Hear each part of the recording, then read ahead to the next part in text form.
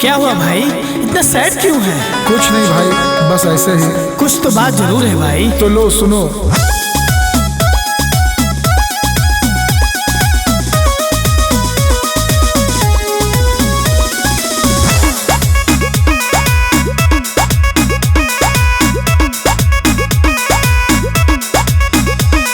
सारा मैं डिटेल से उसका कर लिया हूँ पता। क्या? किस लिए उसके मन को मैं नहीं था भाता। अरे क्यों नहीं भाता, बताओ तो सही। सारा मैं डिटेल से उसका कर लिया हूँ पता। किस लिए उसके मन को मैं नहीं था भाता। उसके नजरों में हम क्यों बेकार थे।